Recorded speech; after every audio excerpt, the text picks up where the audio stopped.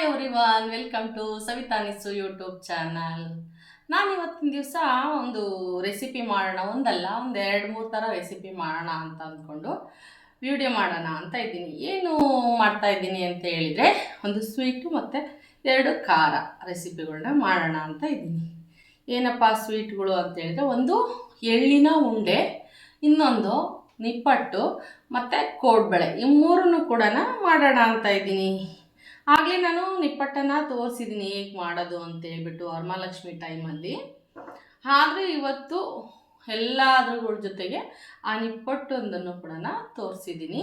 ಏನಕ್ಕೆ ಮಾಡಿದ್ದೀನಿ ಇವಾಗ ಅಂತಂದರೆ, ಅದರಲ್ಲೂ ಸ್ಪೆಷಲಾಗಿ ಮಕ್ಕಳಿಗೆ, ಅದರಲ್ಲೂ ಈಗ ಸೆಕೆಂಡ್ ಇಯರ್ PUC SLC ಇರೋಂಥ ಮಕ್ಕಳುಗಳಿಗೆ ಹೆಲ್ಪ್ಫುಲ್ ಆಗಲಿ ಅನ್ನೋ ಉದ್ದೇಶದಿಂದ ಇದರಲ್ಲಿ ಎಣ್ಣೆಯ ಅಂಶ ಇರೋದ್ರಿಂದ ಮತ್ತು ಗುಡ್ ಫ್ಯಾಟ್, ಗುಡ್ ಕೊಲೆಸ್ಟ್ರಾಲ್ ಇದೆಲ್ಲನೂ ಕೂಡ ಇದು ಹೊಂದಿರೋದ್ರಿಂದ ಮಕ್ಕಳಿಗೆ ಮೆಮೊರಿ ಪವರು ಕೂಡ ಹೆಚ್ಚಾಗುತ್ತೆ ಮತ್ತು ಶಕ್ತಿನೂ ಹೆಚ್ಚಾಗಿರುತ್ತೆ. ಅವರು ರಾತ್ರಿ ಹೊತ್ತು ಲೇಟ್ ನೈಟ್ ತನಕನೂ ಓದ್ಕೊಳ್ತಾ ಇರ್ತಾರೆ, ಅರ್ಲಿ ಮಾರ್ನಿಂಗು ಎದ್ದೇಳ್ತಿರ್ತಾರೆ. ಹಂಗಾಗಿ ಅವರಿಗೆ ಯಾವುದೇ ಥರ ಸ್ಕಿನ್ನಲ್ಲೂ ಡ್ರೈ ಬರಬಾರ್ದು ಒಂದು, ಮತ್ತು ಅವರಿಗೆ ಶಕ್ತಿನೂ ಬರಬೇಕು. ಹಂಗಾಗಿ ಈಗ ಹೆಂಗೆ ಮಾಡ್ತಾರಪ್ಪ ಅಂತ ಹೇಳಿಬಿಟ್ರೆ, ರಾತ್ರಿ 9 ಗಂಟೆ ಹಂಗೆ ಊಟ ಮಾಡ್ತಾರೆ. ನೆಕ್ಸ್ಟು ಅವ್ರು ಮತ್ತೆ ಮಲಗೋದಕ್ಕೆ 11:30-12 ಆಗಿಬಿಡುತ್ತೆ. ಅಷ್ಟರೊಳಗೆ ಊಟ ಮಾಡಿದ್ದೆಲ್ಲನೂ ಎದ್ದು ಕೂತಿದ್ರೆ ಬೇಗ ಹಶ್ವಾಗುತ್ತೆ. ಹಂಗಾಗಿ ಅವ್ರಿಗೆ ಬೆಳಗ್ಗೆ ಎದ್ದ ತಕ್ಷಣ, ಸ್ನಾನ ಆದ ತಕ್ಷಣ ಕಣ್ಕಾಲೆಲ್ಲ ಸುತ್ತೋದು, ತಲೆ ಸುತ್ತಿ ಬೀಳೋ ಥರ ಚಾನ್ಸಸ್ ಇದೆ. ಈಗಿನ ಮಕ್ಳು ಇಷ್ಟಿಷ್ಟೇ ಊಟ ಮಾಡಿಬಿಡ್ತಾರಲ್ವ. ಹಾಗಾಗಿ ನಾವು ರಾತ್ರಿ ಹೊತ್ತು ಇದನ್ನು ಅವ್ರಿಗೆ ಒಂದು ಲೋಟ ಹಾಲು, ಒಂದು ಉಂಡೆ ಅಥವಾ ಒಂದು ಖಾರ ಬೇಕಂದ್ರೆ 1-2 ಏನಾದರೂ ಖಾರದ ಐಟಮು ಅಂದರೆ ನಿಪ್ಪಟ್ಟು, ಚಕ್ಲಿ, ಕೋಡ್ಬಳೆ, ಏನೋ ಇಂಥದ್ದು ಒಂದೇನು ಹಣ್ಣು ಅಥವಾ ಈ ಥರ ಒಂದೊಂದು ಎನರ್ಜಿ ಉಂಡೆಗಳು, ಡ್ರೈ ಫ್ರೂಟ್ಸು ಉಂಡೆಗಳು ಇವನ್ನೆಲ್ಲ ಇದ್ದರೆ ಒಂದು ಲೋಟ ಹಾಲು ಪಕ್ಕಕ್ಕೆ ಇಟ್ಕೊಟ್ರೆ, ಅವರು ಎಲ್ಲ ಓದಿದ ನಂತರ ಒಂಚೂರು ಅದು ತಿಂದು ಒಂದು ಲೋಟ ಹಾಲು ಕುಡಿದು ಮಲಗಿದ್ರೆ ನೆಮ್ಮದಿಯಾಗಿ ನಿದ್ದೆನೂ ಮಾಡ್ತಾರೆ. ಹಾಗೆ ಬೆಳಗ್ಗೆ ಎದ್ದು ಫ್ರೆಶ್ ಅಪ್ ಆಗಿ ಮತ್ತೆ ಸ್ಕೂಲಿಗೆ ರೆಡಿ ಆಗೋಕ್ಕೆ ಅದಕ್ಕೆಲ್ಲನೂ ಕೂಡ ಖುಷಿಯಿಂದ ರೆಡಿ ಆಗ್ತಾರೆ ಅನ್ನೋ ಉದ್ದೇಶದಿಂದ ನಾನು ಎಸ್ಪೆಷಲಿ ಈ ಸೀಸನ್ನಲ್ಲಿ ಮಾಡಿಕೊಟ್ರೆ, ಈ ಮಕ್ಕಳ ಎಕ್ಸಾಮ್ ಟೈಮು ಹೀಗೆ ಅಲ್ವಾ, PUC ಮತ್ತು SLC ಮಕ್ಕಳವು, ಹಂಗಾಗಿ ಅವ್ರಿಗೆ ಯೂಸ್ ಆಗುತ್ತೆ ಅನ್ನೋ ದೃಷ್ಟಿಯಿಂದನೇ ನಾನು ಇದನ್ನು ತೋರಿಸ್ತಾ ಇದ್ದೀನಿ. ಡ್ರೈ ಫ್ರೂಟ್ಸ್ ಇದ್ದರೂ ಕೂಡ ನಾನು ಏನು ಮಾಡ್ತಾಯಿದ್ದೀನೋ ಆ ಥರ ಎಲ್ಲನೂ ಮಾಡಿಕೊಂಡು ಉಂಡೆ ಮಾಡಿಕೊಡ್ಬೋದು. ಅಥವಾ ಈ ಸೀಸನ್ನಲ್ಲಿ ಶೇಂಗಾ, ಎಳ್ಳು ಇದನ್ನೆಲ್ಲ ಜಾಸ್ತಿ ತಿನ್ನಿರಿ ಅಂತಲೂ ಕೂಡ ಹೇಳ್ತಾರೆ. ಇದನ್ನೆಲ್ಲ ನಮ್ಮ ಹಬ್ಬಗಳೇ ಸಾರಿ ಹೇಳ್ತವೆ. ಸೀಸನ್ ವೈಸು ಏನೇನೆಲ್ಲ ತಿನ್ನಬೇಕು, ಏನೆಲ್ಲ ಬಂದಿರುತ್ತೆ ಮಾರ್ಕೆಟಿಗೆ, ಅದೆಲ್ಲನೂ ಕೂಡ ಯೂಸ್ ಮಾಡಿರಿ ಅಂತ ಹೇಳುತ್ತೆ. ಹಾಗಾಗಿ ನಾವು ಆ ಪದಾರ್ಥಗಳನ್ನ ತಿಂದರೆ ಯಾವುದೇ ಥರ ನಮಗೆ ಸ್ಕಿನ್ನಲ್ಲಿ ಬದಲಾವಣೆ ಆಗಲ್ಲ. ಆ ಉದ್ದೇಶದಿಂದನೇ ಎಳ್ಳು, ಬೆಲ್ಲ, ಶೇಂಗಾನ ಸಂಕ್ರಾಂತಿ ಹಬ್ಬದಲ್ಲಿ ಎಲ್ರಿಗೂ ಬೀರೋದೊಂದು ಸಂಕೇತವಾಗೂ ಕೂಡ ಇದೆ. ಹಾಗೆ ನಾನು ಇವತ್ತಿನ ದಿವಸ ಒಂದು ಎಳ್ಳುಂಡೆ ಮಾಡೋಣ ಅಂತಲೂ ಕೂಡ ತೋರಿಸ್ಕೊಡ್ತಾ ಇದ್ದೀನಿ. ನಾನಿಲ್ಲಿ ಒಂದು 1/4 kg ಬಿಳಿ ಎಳ್ಳು ತೊಗೊಂಡಿದ್ದೀನಿ. ಕಪ್ಪು ಎಳ್ಳಿದ್ರೂ ಓಕೆ, ಮಾಡ್ಕೋಬೋದು. ಹಾಗೆಯೇ ಒಂದು 1/4 ಬೌಲಷ್ಟು ಶೇಂಗಾ ತೊಗೊಂಡಿದ್ದೀನಿ. ಒಂದು ಅರ್ಧ ಬೌಲಷ್ಟು ಕಡಲೆ ತೊಗೊಂಡಿದ್ದೀನಿ. ಸದ್ಯದ ಜೊತೆಗೆ ಮ್ಯಾಚ್ ಮಾಡೋದಕ್ಕಷ್ಟೇ. ಇದೆಲ್ಲದರಿಂದ ಕೊಲೆಸ್ಟ್ರಾಲು, ಫ್ಯಾಟು ಎಲ್ಲ ಸಿಗುತ್ತೆ ನಮಗೆ. ಜಿಡ್ಡಿನಂಶ ಸಿಗೋದ್ರಿಂದ ಆರೋಗ್ಯಕ್ಕೆ ಮತ್ತು ಚರ್ಮಕ್ಕೆ ತುಂಬ ಒಳ್ಳೆಯದು ಅಂತ. ಹಾಗೆಯೇ ಒಂದು 1/4 kg ಕೊಬ್ಬರಿನೂ ಕೂಡ ತೊಗೊಂಡಿದ್ದೀನಿ. ನಾನು ಇಲ್ಲಿ ಎಷ್ಟು ಸಿಹಿ ಬೇಕು ನೋಡಿಕೊಂಡು ಬೆಲ್ಲನ ಯೂಸ್ ಮಾಡ್ತೀನಿ. ಡೇಟ್ಸು ಕೂಡ 150 ಗ್ರಾಮಷ್ಟು ತೊಗೊಂಡಿದ್ದೀನಿ. ಘಮಕ್ಕೆ ಏಲಕ್ಕಿ, ಲವಂಗ ಪುಡಿ ತೊಗೊಂಡಿದ್ದೀನಿ. ಹಾಗೆ ಬನ್ನಿ ಎಳ್ಳನ್ನು ಸ್ವಲ್ಪ ಬಿಸಿ ಮಾಡಿಕೊಂಡು ಇನ್ನೆಲ್ಲನೂ ಮಿಕ್ಸಿಗೆ ಹಾಕ್ಕೊಂಡು ಯಾವ ಥರ ಉಂಡೆ ಮಾಡೋದು ಅಂತೇಳ್ಬಿಟ್ಟು ನಾನು ನನ್ನ ಸ್ಟೈಲಲ್ಲಿ, ಎಲ್ರಿಗೂ ಗೊತ್ತು ಹಿಂಗು ತೆಂಗು ಇದ್ದರೆ ಮಂಗಮ್ಮನ ಅಡುಗೆ ಮಾಡ್ತಾಳೆ ಅಂತ ಹೇಳೋಳು ನಮ್ಮ ಅಜ್ಜಿ. ಹಾಗೆ ಅದನ್ನು ಬಳಸೋ ವಿಧಾನಗಳಷ್ಟೇ ಒಬ್ಬರಿಂದ ಒಬ್ಬರಿಗೆ ಚೇಂಜ್ ಆಗ್ತಾ ಹೋಗುತ್ತೆ. ಹಾಗೆ ನಾನು ಯಾವ ಥರ ಮಾಡ್ತೀನಿ ಅನ್ನೋದು ನಾನು ನಿಮಗೆ ತೋರಿಸ್ತಾ ಇದ್ದೀನಿ. ಇಷ್ಟು ಇಂಗ್ರೀಡಿಯೆಂಟ್ಸ್ ತೊಗೊಂಡು ನಾನು ಎಳ್ಳುಂಡೆನ ಮಾಡ್ತಾಯಿದ್ದೀನಿ. ಇನ್ನೂ ಜಾಸ್ತಿ ಎಳ್ಳಿದ್ರೂ ಕೂಡ ಮಾಡ್ಬೋದು, ತುಂಬ ಒಳ್ಳೆಯದು. ಅದರಲ್ಲೂ ಹೆಣ್ಮಕ್ಳಿಗೆ ತುಂಬಾ ಒಳ್ಳೆಯದು ಎಳ್ಳು. ಬನ್ನಿ ಇವಾಗ ಎಳ್ಳನ್ನು ಹುರಿಯೋಣ. ಇದನ್ನು ಸ್ವಲ್ಪ ಘಮ ಬರೋ ತನಕ ನಾವು ಹುರ್ಕೊಂಡು ನಂತರದಲ್ಲಿ ನಾವು ಇದನ್ನೆಲ್ಲನೂ ಕೂಡ ಮಿಕ್ಸಿ ಮಾಡ್ಕೊಳ್ಳೋಣ. ಒಂದು 5 ನಿಮಿಷ ಹುರ್ಕೊಂಡ್ರೆ ಸಾಕು. ಎಳ್ಳು ಬೇಗನೆ ಹುರಿಯುತ್ತೆ. ಅದು ಈ ದಿನಗಳಲ್ಲಂತೂ ಬೇಗ ಹೀಟಿಗೆ ಬೇಗನೆ ಅಡುಗೆ ಆಗುತ್ತೆ. ಒಂದು ಬೇಗ ಬಿಸಿ ತಾಗುತ್ತೆ. ಚಳಿ ಅಂತಂದರೆ ನಿಧಾನ ಸ್ವಲ್ಪ ಫ್ರೈ ಆಗೋದು, ಬಾಯ್ಲ್ ಆಗೋದು ಎಲ್ಲನೂ ಇಂಥ ದಿನದಲ್ಲಿ ಬೇಗನೆ ಬಿಸಿಯಾಗಿ ಬೇಗನೆ ಫ್ರೈ ಆಗುತ್ತೆ. ಹಾಗೆಯೇ ನಾವು ಇದನ್ನು ಬಿಸಿ ಮಾಡಿ ಸ್ವಲ್ಪ ಹೊತ್ತು ಆರಕ್ಬಿಟ್ಟು ನೆಕ್ಸ್ಟ್ ಈ ಕೊಬ್ಬರಿ ಎಲ್ಲನೂ ಕೂಡ ಪುಡಿ ಮಾಡ್ಕೊಳ್ಳೋಣ. ಎಲ್ಲ ಒಂದ್ಸರಿ ಮಿಕ್ಸಿಯಲ್ಲಿ ನೈಸ್ ಪುಡಿನೇ ಮಾಡ್ಕೊತೀನಿ ನಾನು. ಡ್ರೈ ಫ್ರೂಟ್ಸು ಅದು ಅಂಟುಂಡೆನೂ ಬೇರೆ, ಇದು ಎಳ್ಳುಂಡೆ. ಇದು ಒಂಥರ ಎನರ್ಜಿ ಕೊಡುತ್ತೆ, ಅದು ಒಂಥರ ಶಕ್ತಿ ಕೊಡುತ್ತೆ. ಹಾಗೆ ಮಾಡೋದ್ರ ಮೇಲೆ ಡಿಪೆಂಡ್ ಆಗಿರುತ್ತೆ. ನಾನಿಲ್ಲಿ ಎಳ್ಳುಂಡೆನ ಮಾಡ್ತಾಯಿದ್ದೀನಿ. ಹೇಳ್ತಾ ಇರ್ಬೋದು, ಎಳ್ಳು ಇವಾಗ ಹುರಿದಾಗಿದೆ. ಇದನ್ನು ಆಫ್ ಮಾಡ್ಕೊಳ್ಳೋಣ. ಇವಾಗ ಒಂದು ಸರ್ತಿ ಎಲ್ಲ ನುಣ್ಣಗೆ ಪೇಸ್ಟ್ ಥರ, ಅಂದರೆ ಪೇಸ್ಟ್ ಎಲ್ಲ ಪುಡಿ ಮಾಡ್ಕೊಳ್ಳೋಣ. ನುಣ್ಣಗೆ ಪುಡಿ ಮಾಡ್ಕೊಳ್ಳೋಣ.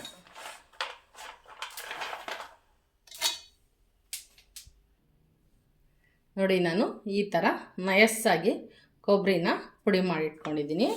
ಇದನ್ನು ಒಂದು ತಟ್ಟೆಗೆ ಹಾಕ್ಕೊಳ್ಳೋಣ. ಇವಾಗ ಶೇಂಗಾ, ಕಡಲೆ, ಎಳ್ಳನ್ನು ಕೂಡ ಪುಡಿ ಮಾಡ್ಕೊಳ್ಳೋಣ.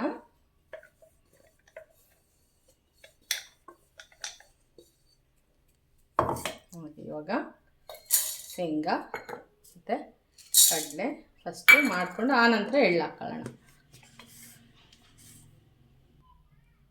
ಬನ್ನಿ ಇವಾಗ ಇದಕ್ಕೆ ಎಳ್ಳನ್ನು ಕೂಡ ಸೇರಿಸ್ಕೊಳ್ಳೋಣ.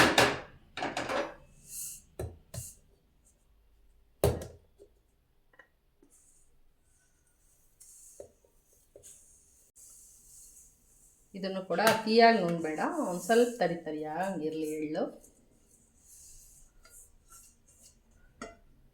ಈ ಥರ ತರಿಯಾಗಿ ನಾನು ಎಳ್ಳನ್ನು ಪುಡಿ ಮಾಡ್ಕೊಂಡಿದ್ದೀನಿ.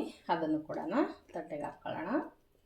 ನೋಡಿದ್ವಲ್ಲ, ಆ ಬೆಲ್ಲನೂ ಕೂಡ ಇದಕ್ಕೆ ಹಾಕಿ ಮಿಕ್ಸಿ ಮಾಡ್ಕೊಳ್ಳೋಣ ನಯಸ್ಸಾಗಿ.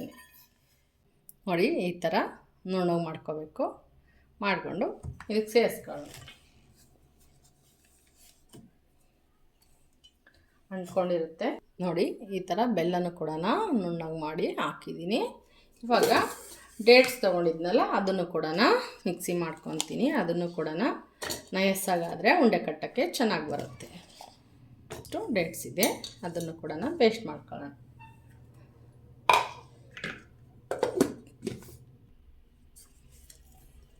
ಬನ್ನಿ ಇವಾಗ ಇದನ್ನು ಕೂಡ ನುಣ್ಣಗೆ ಮಾಡಿ ಹಾಕ್ಕೊಂಡಿದ್ದೀನಿ. ಘಮಕ್ಕೆ ಸ್ವಲ್ಪ ಏಲಕ್ಕಿ ಲವಂಗ ಪುಡಿನೂ ಕೂಡ ಹಾಕ್ತಾಯಿದ್ದೀನಿ. 1 ಟೇಬಲ್ ಸ್ಪೂನಷ್ಟು ಹಾಕ್ತೀನಿ. ಒಂದು ಸರ್ತಿ ಕೈಯಲ್ಲಿ ಮಿಕ್ಸ್ ಮಾಡ್ಕೋಬೇಕು ಎಲ್ಲ ಥರದ್ದು. ಇದಿಷ್ಟನ್ನು ಕೂಡ ಇದೇ ಅಂಟಲ್ಲೇ ನಾವು ಉಂಡೆ ಕಟ್ಟಬೇಕು. ಬೇಕು ಅಂದರೆ 1-2 ಸ್ಪೂನು ತುಪ್ಪನೂ ಕೂಡ ಹಾಕ್ಕೋಬೋದು. ನಾನಿಲ್ಲಿ ತುಪ್ಪನ ಯೂಸ್ ಮಾಡ್ತೀನಿ.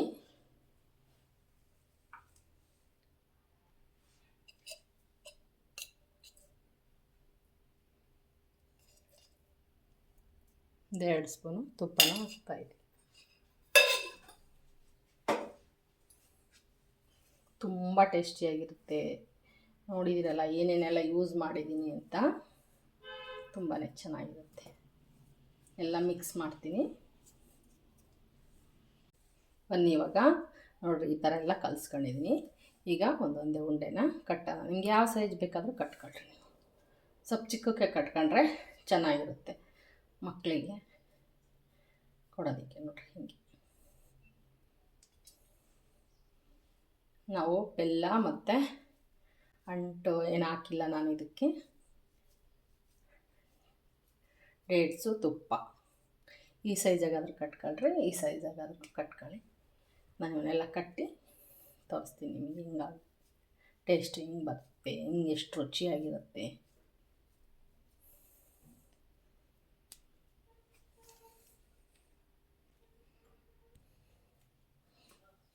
ನೋಡಿ, ಇಷ್ಟು ಉಂಡೆಗಳಾಗಿದೆ.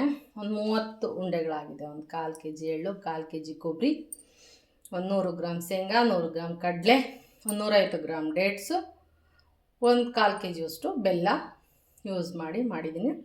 ತುಂಬಾ ಟೇಸ್ಟಿಯಾಗಿದೆ, ತುಂಬ ಚೆನ್ನಾಗಿ. ಆಮೇಲೆ ಈಸಿಯಾಗೂ ಕೂಡ ಮಾಡ್ಬೋದು. ಏನು ಪಾಕ ಕಾಸು ಅಂತ ಇಲ್ಲ, ಏನಿಲ್ಲ, ಅಷ್ಟು ಈಸಿಯಾಗಿ ಆಗುತ್ತೆ. ಹೆಲ್ದಿ, ಹೆಣ್ಮಕ್ಳು ಎಲ್ಲರೂ ತಿನ್ಬೋದು ಮನೆಯಲ್ಲಿ. ವಯಸ್ಸಾದವರು, ತಾಯಂದರು ಎಲ್ಲರೂ ತಿನ್ನೋವಂಥ ಒಂದು ಫುಡ್ ಇದು. ಹೆಲ್ದಿ ಫುಡ್ಡು ಅಂತಲೂ ಹೇಳ್ಬೋದು. ನೋಡಿ ಈ ರೀತಿಯಾಗಿ ಸರ್ವಿಂಗ್ ಪ್ಲೇಟ್ಗೆ ಎಲ್ಲನೂ ಜೋಡಿಸಿದ್ದೀನಿ. ಉಂಡೆಗಳು ನೋಡೋದಕ್ಕೂ ಚೆನ್ನಾಗಿರುತ್ತೆ, ಹಾಗೆ ತಿನ್ನೋದಕ್ಕೂ ತುಂಬ ರುಚಿಯಾಗಿದೆ. ಬನ್ನಿ ಇವಾಗ ನಿಪ್ಪಟ್ಟು ಮಾಡೋಣ. ದಿಢೀರಾಗೆ ಮಾಡ್ಕೊಳ್ಳೋಂಥ ನಿಪ್ಪಟ್ಟನ್ನು ಮಾಡ್ತಾಯಿದ್ದೀನಿ ನಾನು. ನೋಡ್ರಿ ಈ ಮೆಜರ್ಮೆಂಟು ಬೌಲಲ್ಲಿ ಒಂದು ಈಗ ತೊಗೊಂಡಿದ್ದೀನಲ್ಲ, ಈ ಮೆಜರ್ಮೆಂಟಲ್ಲಿ ನಾನು ಒಂದು 3 ಬೌಲಷ್ಟು ಅಕ್ಕಿ ಹಿಟ್ಟನ್ನು ತೊಗೊಂಡಿದ್ದೀನಿ. ಹಾಗೆಯೇ ಸಣ್ಣ ಜಾಮೂನ್ ಬಟ್ಲಲ್ಲಿ ಒಂದು ಅರ್ಧ ಬಟ್ಲಷ್ಟು ಬೇಸನ್ ತೊಗೊಂಡಿದ್ದೀನಿ, ಅಂದರೆ ಕಡಲೆ ಹಿಟ್ಟನ್ನು ತೊಗೊಂಡಿದ್ದೀನಿ. ಹಾಗೆಯೇ ರುಚಿಗೆ ತಕ್ಕಷ್ಟು ಉಪ್ಪನ್ನು ಹಾಕ್ತಾಯಿದ್ದೀನಿ. ಎಷ್ಟು ಬೇಕು ನಿಮಗೆ ರುಚಿ ಅನಿಸುತ್ತೋ ಅಷ್ಟನ್ನು. ನಾನಿಲ್ಲಿ 3 ಟೇಬಲ್ ಸ್ಪೂನಷ್ಟು ಹಾಕ್ಕೊತಾ ಇದ್ದೀನಿ. ಹಾಗೆಯೇ ಒಂದು 3 ಟೇಬಲ್ ಸ್ಪೂನು ಅಚ್ಕಾರದ ಪುಡಿನೂ ಕೂಡ ಸೇರಿಸ್ತಾ ಇದ್ದೀನಿ. ಜೊತೆಗೆ ನಾನಿಲ್ಲಿ ಶೇಂಗಾ, ಕಡಲೆ, ಬಿಳಿ ಎಳ್ಳು ತೊಗೊಂಡಿದ್ದೀನಿ 2 ಟೇಬಲ್ ಸ್ಪೂನು, 4 ಟೇಬಲ್ ಸ್ಪೂನು ಹುರಿಗಡಲೆ, 4 ಟೇಬಲ್ ಸ್ಪೂನು ಶೇಂಗಾ ಬಿಸಿ ಮಾಡಿ ತೊಗೊಂಡಿದ್ದೀನಿ. ಹಾಗೆಯೇ 1 ಟೇಬಲ್ ಸ್ಪೂನು ಜೀರಿಗೆ, ಅರ್ಧ ಟೇಬಲ್ ಸ್ಪೂನು ಓಂಕಾಳು ಅಥವಾ ಅಜ್ವಾನ ತೊಗೊಂಡಿದ್ದೀನಿ, 1/4 ಟೇಬಲ್ ಸ್ಪೂನ್ ಅರಿಶಿನ ತೊಗೊಂಡಿದ್ದೀನಿ. ಹಾಗೆಯೇ ಒಂದು 4-5 ಹೆಸರು ಕರ್ಬೇವಿನ ಡ್ರೈ ಆಗಿರೋಂಥ ಕರ್ಬೇವಿನ ಸೊಪ್ಪು ಕೂಡ ತೊಗೊಂಡಿದ್ದೀನಿ. ಒಂದು ಅರ್ಧ ಬೌಲಷ್ಟು ಕೊಬ್ಬರಿದು ಕೂಡ ನಾನು ಸ್ಲೈಸ ಇಟ್ಕೊಂಡಿದ್ದೀನಿ. ಹಾಗೆಯೇ ನಾನು ಇದನ್ನು ಹಾಗೆ ಪುಡಿ ಮಾಡಿ ಹಾಕೋದಕ್ಕೆ ಬ್ಯಾಡಗಿ ಮೆಣಸಿನ್ಕಾಯಿ ಕೂಡ ಒಂದು 4 ತೊಗೊಂಡಿದ್ದೀನಿ. ಇದನ್ನೆಲ್ಲನೂ ಒಂದ್ಸರಿ ಬ್ಲೆಂಡ್ ಮಾಡ್ಕೊಳ್ಳೋಣ. ಇವಾಗ ಎಲ್ಲ ಬ್ಲೆಂಡ್ ಮಾಡ್ಕೊಂಡಿದ್ದೀನಿ. ಇವಾಗ ಹಾಗೆಯೇ ಕರ್ಬೇವಿನ ಸೊಪ್ಪು ಕೂಡ ನನಗೆ ಡ್ರೈ ಆಗಿರೋದ್ರಿಂದ ಕೈಯಲ್ಲೇ ಒಂದು ಸ್ವಲ್ಪ ಸ್ಮ್ಯಾಶ್ ಮಾಡಿ ಹಾಕ್ತಾಯಿದ್ದೀನಿ. ಹಾಗೆ ಜೀರಿಗೆನೂ ಕೂಡ ಹಾಗೆ ಹಾಕ್ತಾಯಿದ್ದೀನಿ. ಅಜ್ವಾನ ಇದಷ್ಟು ಏನು ಎಲ್ಲನೂ ಪುಡಿ ಮಾಡ್ಕೊಂಡಿದ್ದೀನಿ ನಾನು ತೋರಿಸಿದ್ನಲ್ಲ, ಎಲ್ಲ ಇಂಗ್ರೀಡಿಯೆಂಟ್ಸ್ಗಳನ್ನು ಕೂಡ. ಇವಾಗ ಇದಕ್ಕೆ ನಾನು ಒಂದು 3 ಟೇಬಲ್ ಸ್ಪೂನಷ್ಟು ಗೀ ಅಂದರೆ ತುಪ್ಪವನ್ನು ನಾನು ಬಿಸಿ ಮಾಡಿ ಇಟ್ಕೊಂಡಿದ್ದೀನಿ. ಇದಕ್ಕೆಲ್ಲ ಹಾಕ್ಬಿಟ್ಟು ನಾನು ಒಂದು ಸರ್ತಿ ಎಲ್ಲನೂ ಕೂಡ ಮಿಕ್ಸ್ ಮಾಡ್ಕೊತೀನಿ. ನೀಟಾಗಿ ಎಲ್ಲದಕ್ಕೂ ಅಂಟ್ಕೋಬೇಕು ತುಪ್ಪ. ಆಮೇಲೆ ನಾವು ಹಾಕಿರೋ ಎಲ್ಲ ಮಸಾಲೆಗಳೂ ಹಿಟ್ಟಿಗೆ ಹೊಂದ್ಕೊಳ್ಳೋ ಹಾಗೆ ಎಲ್ಲನೂ ಒಂದು ಸರ್ತಿ ನೀಟಾಗಿ ಮಿಕ್ಸ್ ಮಾಡ್ಕೋಬೇಕು. ಮಿಕ್ಸ್ ಮಾಡಿ ಒಂದು ಸರ್ತಿ ನಾವು ಹಿಂಗೆ ಮಿಟ್ಟೆ ಕಟ್ಟಿರೆ ಹಿಂಗೆ ಕೂರ್ಬೇಕು, ಹಿಂಗಿಟ್ಟು ಆ ಥರ ನಾವು ಎಲ್ಲನ ಮಿಕ್ಸ್ ಮಾಡ್ಕೋಬೇಕು. ನಾನು ಎಲ್ಲ ಏನು ಬ್ಲೆಂಡ್ ಮಾಡ್ಕೊಂಡಲ್ಲ ಅದೆಲ್ಲ ಸ್ವಲ್ಪ ತರಿಯಾಗೇ ಇರಬೇಕು, ಹಂಗಾದರೆ ಚೆನ್ನಾಗಿರುತ್ತೆ. ನಿಮಗೆ ಉಪ್ಪು ಖಾರ ಏನಾದರೂ ಕಮ್ಮಿ ಅನಿಸಿದರೆ ಎಷ್ಟು ಬೇಕೋ ಅಷ್ಟು ನೀವು ಟೇಸ್ಟ್ ಮಾಡಿ ಹಾಕ್ಕೋಬೋದು. ಉಪ್ಪು ಬೇಕಂದ್ರೆ ಉಪ್ಪು ಹಾಕ್ಕೋಬೋದು, ಖಾರ ಬೇಕಂದರೆ ಖಾರನೂ ಕೂಡ ಹಾಕ್ಕೋಬೋದು. ನಾನಿಲ್ಲಿ ಈ ಹಿಟ್ಟನ್ನು ನಾನು ತಣ್ಣೀರಲ್ಲಿ ಕಲಿಸ್ತಾ ಇಲ್ಲ, ಸ್ವಲ್ಪ ತೋಬೆಚ್ಚಿಗೆ ಅಂದರೆ ಸ್ವಲ್ಪ ಬಿಸಿ ಇರೋಂಥ ಒಂದು ಲೈಟಾಗಿ ಆಗಿರೋ ವಾಟರಲ್ಲಿ ನಾನು ಇದನ್ನು ಸಣ್ಣದಾಗಿ ಕಲಿಸ್ಕೊತಾ ಇದ್ದೀನಿ. ನಿಮ್ಗೆ ಬೇಕು ಅಂದರೆ ಒಬ್ಬರೇ ನಮಗೆ ಭಾಳ ಬೇಡ ಅಂದರೆ ಈ ಥರ ಮಿಕ್ಸ್ ಮಾಡಿಟ್ಟು ಒಂದು ಬಾಕ್ಸಿಗೆ ಹಾಕಿ ಎತ್ತಿ ಫ್ರಿಜ್ಗೆ ಇಟ್ಕೋಬೋದು. ಅರ್ಧ ಬೇಕಾದರೆ ಮಾಡಿಕೊಂಡು ಇನ್ನೊಮ್ಮೆ ಕೂಡ ಮಾಡ್ಕೋಬೋದು. ನಾನಿಲ್ಲಿ ಅರ್ಧದಷ್ಟು ನಿಪ್ಪಟ್ಟನ್ನು ಮಾಡಿ ಇನ್ನೂ ಒಂದು ಅರ್ಧದಷ್ಟು ಹಿಟ್ಟನ್ನು ನಾನು ಮಿಕ್ಸಿಗೆ ಹಾಕ್ಕೊಂಡು ನಯಸ್ ಮಾಡಿಕೊಂಡು ಇದರಲ್ಲೇ ಕೋಡ್ಬಳೆನೂ ಕೂಡ ಮಾಡಿ ತೋರಿಸ್ತಾ ಇದ್ದೀನಿ. ಬನ್ನಿ ಇವಾಗ ನಾನು ತೋಬೆಚ್ಚಗಿನ ನೀರು ತಗೊಂಡು ಹಿಟ್ಟನ್ನು ಕಲಿಸೋದು ಹೇಗೆ ಅಂತಲೂ ಕೂಡ ನಾನು ನಿಮಗೆ ತೋರಿಸ್ತೀನಿ. ಸ್ವಲ್ಪನೇ ನೀರನ್ನು ಹಾಕ್ಬಿಟ್ಟು ಕಲಿಸ್ತಾ ಇದ್ದೀನಿ. ಎಲ್ಲನೂ ಕಲಿಸ್ಕೊಂತೀನಿ. ಇವಾಗ ಕೈಯನ್ನು ಹಾಕಿ ಕಲಿಸ್ತೀನಿ. ನಾನು ಅದಕ್ಕೆ ಕಲಿಸಿದ್ದೀನಿ.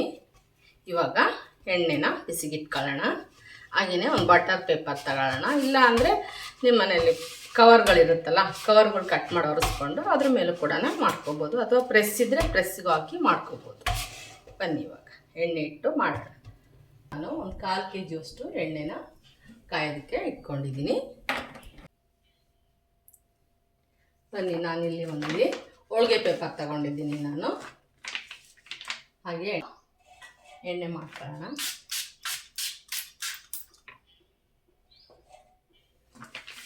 ಇಟ್ಕೊಂಡಿದ್ದೀನಿ. ಹಾಗೆ ಮಧ್ಯದಲ್ಲಿ ಸ್ವಲ್ಪ ಫೋರ್ಕಲ್ಲಿ ಚುಚ್ಕೊಂಡಿದ್ದೀನಿ. ಇವಾಗ ಎಣ್ಣೆನೂ ಕೂಡ ಕಾದಿದೆ, ಹಾಕೊಳ್ಳುವ.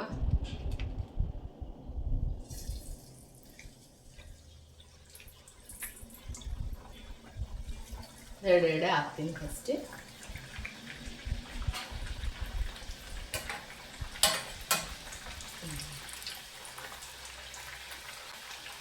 ಉಟ್ಕೊಳ್ಳುತ್ತೆ ಅಂತೇಳಿ ನಾನು ಫೋರ್ಕಲ್ಲಿ ಚುಚ್ಚಿದ್ದೀನಿ.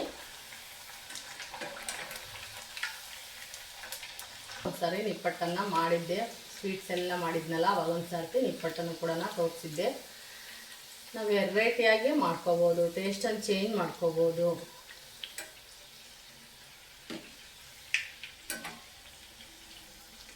ಸ್ವಲ್ಪ ಸ್ವಲ್ಪ ಹೆಚ್ಚು ಕಮ್ಮಿ ವಿಧಾನಗಳು ಚೇಂಜ್ ಇರ್ತವೆ.